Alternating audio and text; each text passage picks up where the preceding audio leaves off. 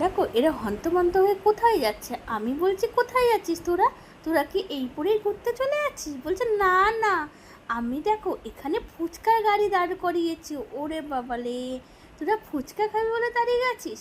বলছে হ্যাঁ। আমি বলছি না, আমাকে ফুচকা খাওয়াবি? বলছে তুই দাঁড়িয়ে পড়। আমি বলছি না না, আমি ফুচকা খাবো না। কেন জানিস? আমি হলো তোদের মানে কি বলবো, আমি ফ্রেন্ডের সাথে ভিডিও শেয়ার করার জন্য শুধুমাত্র ফুচকা খাবো না। আমি যদি ফুচকা খাই তাহলে কে দেখাবে, তাই না?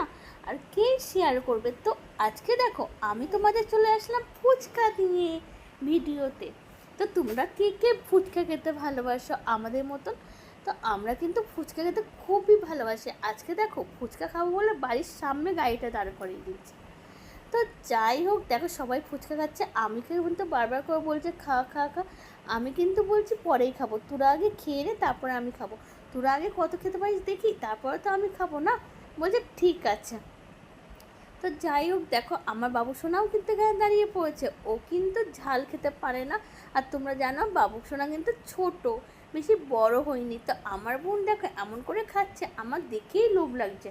আর যে বোনও, তুই এরকম করে খাচ্ছিস? আর সবাই দেখো এখানে খেতে দাঁড়িয়ে গেছে, আমার মা, বোন, আমার ছেলে সবাই দাঁড়িয়ে পড়েছে। আর ফুচকাওয়ালাটা ফুচকা দিচ্ছে, দেখতেই পাচ্ছ।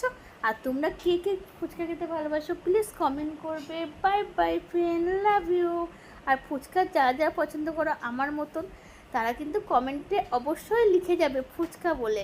কিন্তু কমেন্ট চাই, হ্যাঁ। আর যদি তোমরা কমেন্ট করতে ভুলে যাও তো বাই বাই।